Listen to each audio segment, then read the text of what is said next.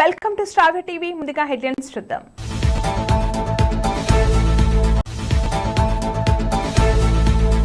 కొడంగల్ ఎత్తిపోతల పథకం భూసేకరణ సర్వేను అడ్డుకున్న గ్రామస్తులు. కాంగ్రెస్ ఎమ్మెల్యే యశస్విని రెడ్డిని నిలదీసిన సొంత పార్టీ కార్యకర్తలు. సంగారెడ్డి జిల్లాలో గురుకుల కళాశాలలు ఎత్తివేస్తే ఆందోళన చేస్తాం. డబుల్ బెడ్రూంలో స్లాబ్ పెచ్చులు పడి బాలికకు తీవ్ర గాయాలు. ఖానాపూర్ పట్టణంలో తిరంగా యాత్ర నిర్వహించిన యువత.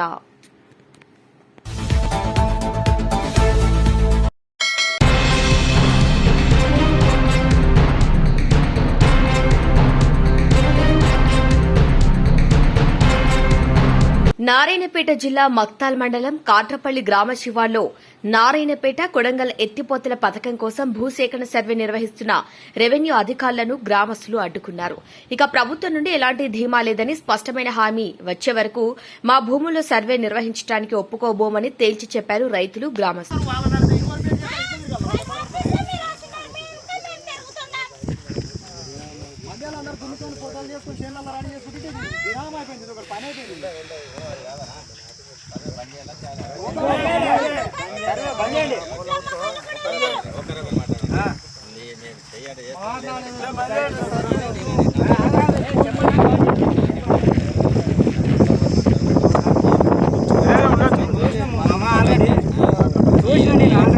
ఏమైందంటే మన గ్రామ సభలు జరుగుతాయి, కానీ గ్రామ సభలు కొందరు ఆర్టీఓ గారిని వాళ్ళని అడిగారు.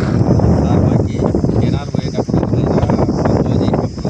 పైప్ లైన్ పోయినప్పుడు ఏమి కూడా మమ్మల్ని దగ్గర నేనంతా తెలియదు. ఆ మిగిలిన ఫోను ఉంటే ఎదురు పైకి మాకు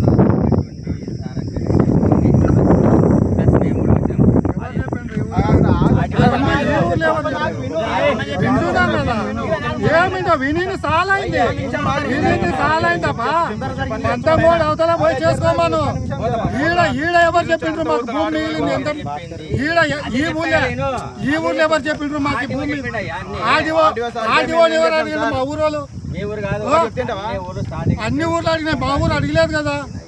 నేను ఇంటుంటా చెప్పు, మా ఊర్లో ఎవరు మిగిలిన భూమి ఎవరిని కొలవద్దండి.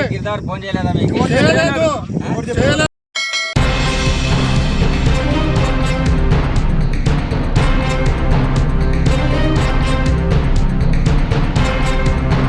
సంగారెడ్డి గురుకుల కళాశాలలు ఎత్తివేస్తే ఆందోళన చేస్తాం. ఇక రాయకోట్లోని సాంఘిక సంక్షేమ గురుకుల కళాశాలను ఎత్తివేస్తే ఉద్యమిస్తామని కేవీపీఎస్ రాష్ట్ర ఉపాధ్యక్షుడు మాణిక్యమన్నారు. ఆయన మాట్లాడుతూ సంక్షేమ రంగాన్ని నిర్వీర్యం చేసేందుకు ప్రభుత్వం ప్రయత్నిస్తోందని విమర్శించారు. కొన్ని కళాశాలలో ముఖ్యమైన గ్రూపులను కూడా తీసివేసి ఎందుకు ప్రయత్నిస్తున్నారని ఆయన ఈ విధంగా కొనియాడారు. మా మంత్రి దామోదర్ రాజనరసింహ గారు దానికి ఈరోజు ప్రాతినిధ్యం వహిస్తూ ఉన్నారు. మరి అక్కడ ఈరోజు ఇంటర్ కాలేజ్ బైపీసీ ఎంపీసీ గ్రూపులు ఉంటే వాటిని తీసేసినటువంటి పరిస్థితి. అట్లా ఈ సింగూరులో బైపీసీ గ్రూపునే తీసేసి ముఖ్యమైనటువంటి గ్రూపులు ఇవన్నీ తీసేస్తే ఈరోజు మన జిల్లాలోనే మొత్తం రాష్ట్ర వ్యాప్తంగా కొన్ని వేల మందికి ఈరోజు ఈ సంవత్సరం అడ్మిషన్ లేకుండా పోతుంది. మన జిల్లాలోనే ఈరోజు పెద్ద ఎత్తున ఇవాళ నష్టం జరిగేటటువంటి పరిస్థితి వస్తుంది. ఇది పక్కగా ఎస్సీ దళితుల విద్యార్థులకి ఈరోజు నష్టం జరిగేటటువంటి ప్రమాదం ముందుకు వస్తున్నటువంటి పరిస్థితి ఉంది. వీటన్నింటినీ ఈరోజు ప్రభుత్వం ఆలోచించాలి. ఈ అనాలోచిత విధానాలతోని వాళ్ళ దళిత వర్గాలకు, బీసీ వర్గాలకు, మైనార్టీ వర్గాలకు అందరూ కూడా నష్టం జరిగేటటువంటి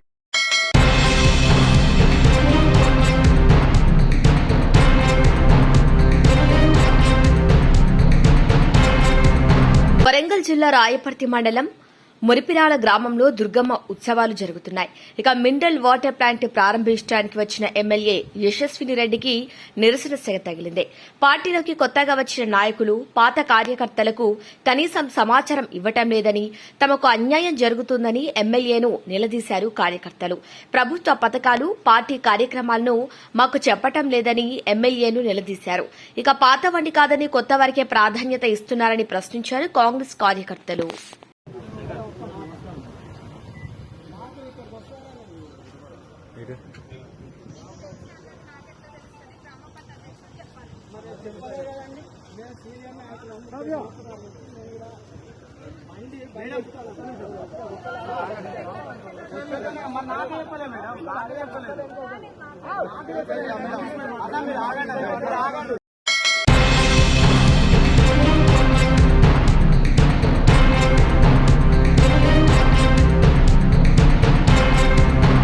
భారత్ త్రివిధ దళాలు ఆపరేషన్ సింధును విజయవంతం చేసిన సందర్భంగా ఖానాపూర్ పట్టణంలో తిరంగా యాత్ర నిర్వహించారు యువత భాజపా నాయకులు. పట్టణంలో ఎంటీఆర్ చౌక్ నుండి తెలంగాణ చౌక్ వరకు కొనసాగుతున్న యాత్ర సైనికులకు వందనాలు చేస్తూ భారత్ మాతాకి జై అంటూ నినాదాలతో సాగిన యాత్రలో భాజపా జిల్లా అధ్యక్షుడు రితీష్ రాథోడ్ పాల్గొన్నారు.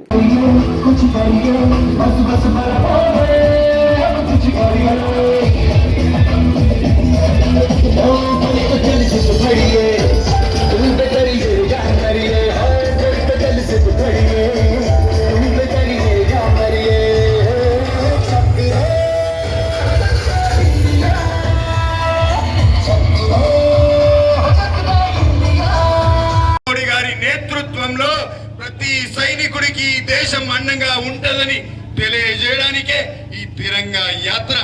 ఈ యాత్రతో ఒక్క గంట సేపు మేము తిరగడం కాదు, మీ ప్రాణంలో ఉన్నంత వరకు మీ ప్రాణం మా ప్రాణం అడ్డేసైనా మీకు అడ్డగా నిలబడతాం. మీరు పోరాటంలో మీరు ఉగ్రవాదులను మట్టు పెట్టే కార్యక్రమంలో యావత్ భారతావని మీ తోడు ఉంటదని తెలియజెప్పడానికే ఈ తిరంగా యాత్ర చేయడం జరుగుతుంది. ఈ యాత్రలో పాల్గొన్న ప్రతి హిందూ పౌరునికి, ప్రతి భారతీయ పౌరునికి, ప్రతి భరతమాత ముద్దు బిడ్డకు మేమందరం పాదాభివందనాలు తెలియజేస్తూ ఈ సైనికులందరికీ ఈ దేశ రక్షణ కోసం నిరంతరం ప్రాణాలర్పించి ఈ దేశం కోసం బతుకుతున్న, నిరంతరము వారి ప్రాణాలకు ఈ దేశంకు అర్పిస్తున్న ప్రతి సైనికుడికి పాదాభినందనాలు తెలియజేస్తూ భారత్ మాతాకి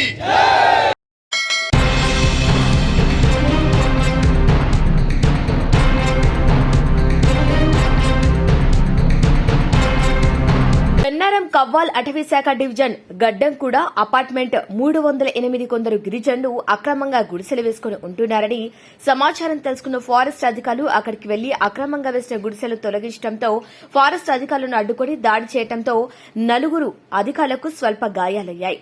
ఇక గాయపడిన ఫారెస్ట్ అధికారులను ప్రభుత్వ ఆసుపత్రికి తరలించారు. ఉన్నతాధికారులు విచారణ చేపట్టి లక్ష్మీపూర్ తాండాకు సంబంధించిన 11 మందిని గుర్తించారు. అటవీశాఖ ఫారెస్ట్ రేంజ్ ఆఫీసర్ సుష్మారావు ఇచ్చిన ఫిర్యాదు మేరకు 11 మందిపై కేసు నమోదు చేశారు జిన్నారం పోలీసులు. తాండా ప్రజలు గత 20 సంవత్సరాల నుంచి ఇక్కడే ఉంటున్నామని చెప్తున్నారు. కక్షగట్టి అటవీశాఖ అధికారులు మాపై అక్రమ కేసులు బనాయించి మమ్మల్ని ఇక్కడి నుండి వెళ్లగొట్టే ప్రయత్నం చేస్తున్నారని చెబుతున్నారు. నా పేరు రాజమణి.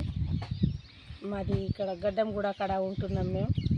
మా తాత ముత్తాతలు కొట్టిన భూమికి మేము చేసుకొని పంట పండించి తిని ఎండే ఉన్నాం. ఉంటే 2 నెలల ముందు పరాష్ట్రోళ్ళు వచ్చి అంతా ఆగం చేసి 3 గంటల రాత్రి వచ్చి మాకు అంతా గుడిసెలన్నీ పీకి సామానాన్ని ఆగం చేసి మాకు అన్నీ కొట్టుకుంటా తిట్టుకుంటా అంతా ఆగం చేసిపోయినరు. పోయినాక కూడా మేము ఎండే ఉన్నాం.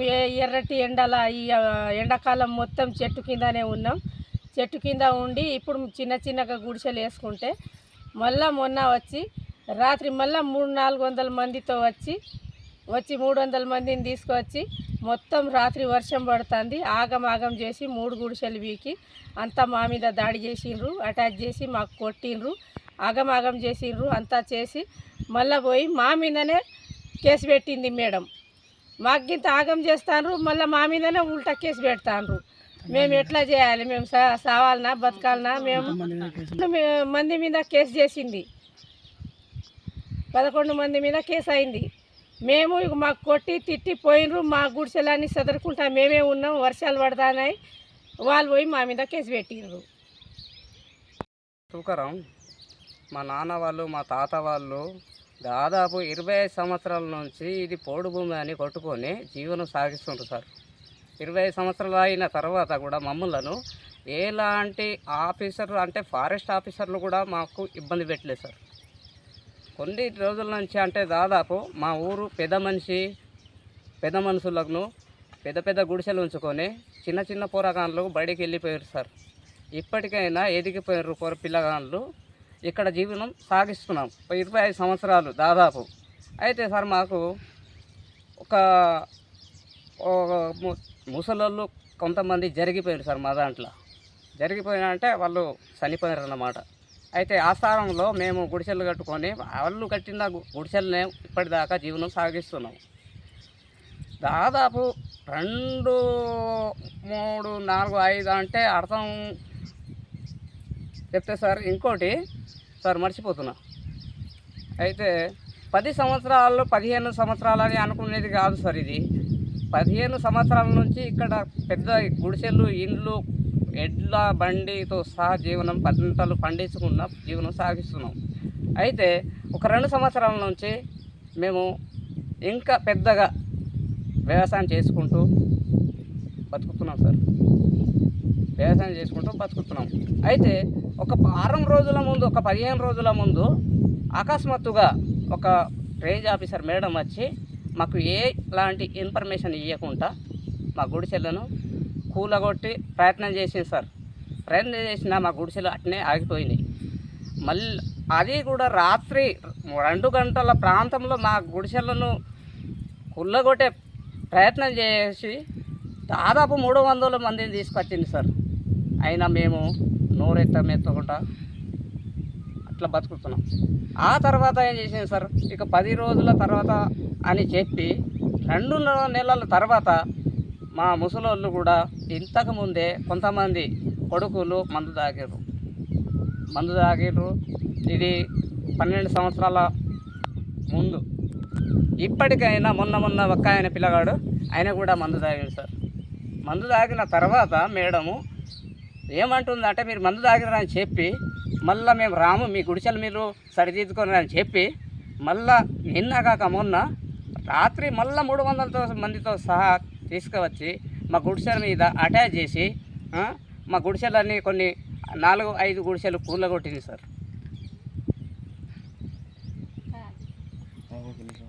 ఏం దోచక ఈ బతుకులో పంట వండితే నిన్న జరిగిన ఇష్యూ చెప్పు. గుడిసెలు కూలుతాను సార్. నిన్న రాత్రి సార్ 3 గంటల ప్రాంతంలో వచ్చింది మేడం. దాదాపు మన జన్నారం రేంజు, తాళ్ళపేట రేంజు, ఇందల్పల్లి రేంజు వాళ్ళు వచ్చింది సార్. వచ్చిన తర్వాత మేము పండుకొని ఉన్నాం. వాళ్ళు తెల్లారంగా వచ్చిండ్రు, మా మీద అటాచ్ చేసింది సార్. ఒక 3 గుడిసెలు మాత్రం కూలగొట్టింది సార్. 3-4 గుడిసెలు కూలగొట్టారు. కూలగొట్టడం ధ్వంసం చేసింది సార్. ధ్వంసం చేసి మమ్మల్ని ఆగం పట్టించి మేము మా డ్యూటీ మేము చేస్తే మమ్మల్ని కొట్టిర్రు అని మా మీద కేసులు పెట్టారు సార్.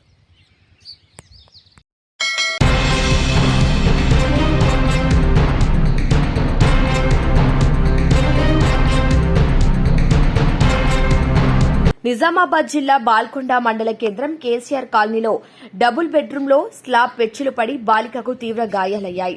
బాల్కొండ డబుల్ బెడ్రూంలో నివాసముంటున్న మోహన్ అనే వ్యక్తి కుమార్తె ప్రీతికపై స్లాబ్ పెచ్చులు ఊడి బాలికకు తీవ్ర గాయాలయ్యాయని, డబుల్ బెడ్రూమ్ నిర్మించి 2 సంవత్సరాలు కాకముందే పరిస్థితి ఇలా ఉంటే ముందు వచ్చే వర్షాకాలంలో ఎలా ఉండాలంటూ డబుల్ బెడ్రూమ్లో నివసిస్తున్న లబ్దిదారుల కుటుంబాలు ప్రాణాలు అరచేతిలో పెట్టుకుని జీవనం సాగిస్తున్నామని గత బీఆర్ఎస్ ప్రభుత్వంపై మండిపడుతున్నారు.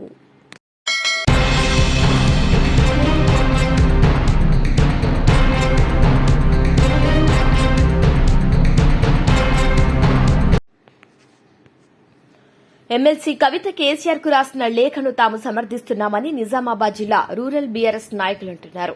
జిల్లా కేంద్రంలో ప్రెస్ క్లబ్ లో ఏర్పాటు చేసిన మీడియా సమావేశంలో వారు మాట్లాడుతూ కవిత బీఆర్ఎస్ పటిష్టత కోసం ఎంతో కృషి చేస్తున్నారని, నిత్యం కాంగ్రెస్ పార్టీ ప్రజా వ్యతిరేక పాలనపై ప్రశ్నిస్తున్నారని వారన్నారు. మహిళా రిజర్వేషన్ విషయంలో కానీ, అసెంబ్లీలో అంబేద్కర్ విగ్రహ విషయంలో కానీ ఇలా అనేక విషయాల్లో అధికార కాంగ్రెస్ పార్టీని ఎప్పటికప్పుడు ఎండగడుతున్నారని అన్నారు.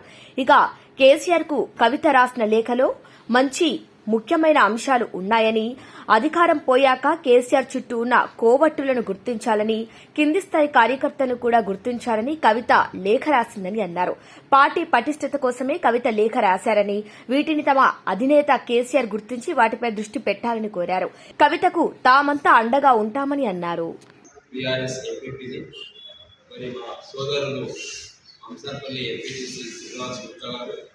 అదేవిధంగా ఇంకో సోదరుడు మూలం ఎంపీటీసీ సుధీర్ గారు, మా బ్రదర్ దేవితంగ టీఆర్ఎస్ పార్టీ సీనియర్ నాయకులు పరశురామ్ గారు, సభ్యురాలు శ్రీకృష్ణ గారు ఏదైతే కేసీఆర్ గారికి లేఖ రాశారో ఆ లేఖ పట్ల మేము వారి యొక్క లేఖని ఏకీభవిస్తూ ఉన్నాము.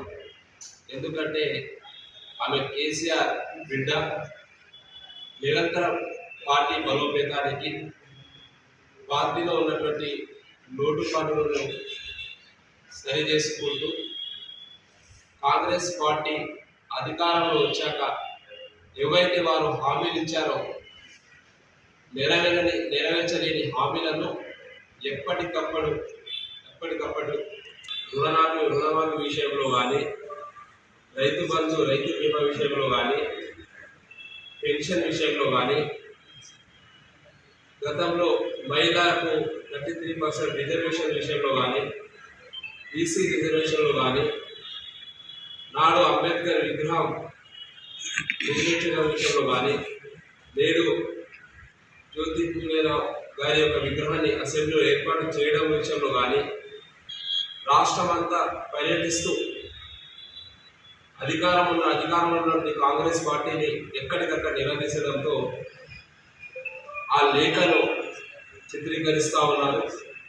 వారు ఎప్పటిలాగానే ఈ లేఖని రాయడం జరిగింది.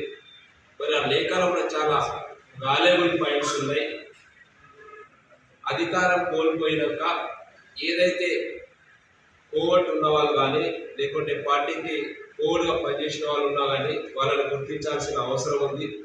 ప్రతి ఒక్క కార్యకర్తలను, పార్టీకి నిలబడే కార్యకర్తలను గుర్తించాల్సిన అవసరం ఉందని చెప్పేసి వారు చాలా మంచి వాల్యుబుల్ పాయింట్ చేశారు. అలాంటి సరిదించుకొని ముందుకు వెళ్ళాలని చెప్పేసి వారి యొక్క లేఖలో అంతనే మనకు తెలుస్తూ ఉంది.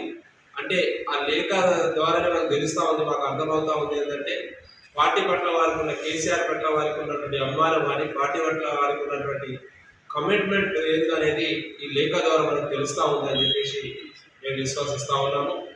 మరి దీనికి కాంగ్రెస్ పార్టీ కానీ, బీజేపీ పార్టీ కానీ అనవసరంగా దెబ్బలు తెచ్చుకోవాల్సిన పని లేదు. ఆమె కేసీఆర్ బిడ్డ, కేసీఆర్కి అనుగుణంగానే, పార్టీకి అనుగుణంగానే నిర్ణయాలు తప్పకుండా తీసుకుంటుందని చెప్పేసి మేము విశ్వసిస్తూ ఉన్నాము. వారి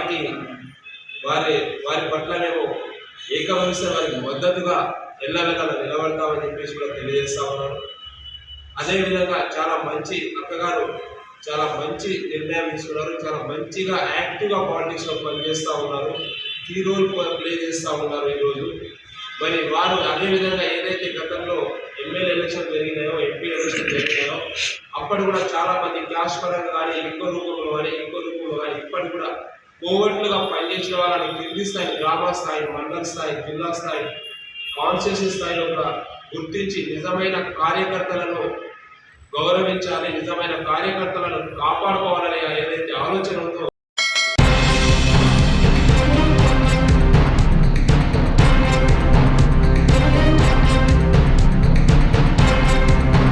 బులెటిన్ ముగించే ముందు హెడ్లైన్స్ మరొకసారి. కొడంగల్ ఎత్తిపోతల పథకం భూసేకరణ సర్వేను అడ్డుకున్న గ్రామస్తులు. కాంగ్రెస్ ఎమ్మెల్యే యశస్విని రెడ్డిని నిలదీసిన సొంత పార్టీ కార్యకర్తలు. సంగారెడ్డి జిల్లాలో గురుకుల కళాశాలలు ఎత్తివేస్తే ఆందోళన చేస్తాం. డబుల్ బెడ్రూంలో స్లాబ్ పెచ్చులు పడి బాలికకు తీవ్ర గాయాలు. ఖానాపూర్ పట్టణంలో తిరంగా యాత్ర నిర్వహించిన యువత. Bulletin updates keep watching star TV.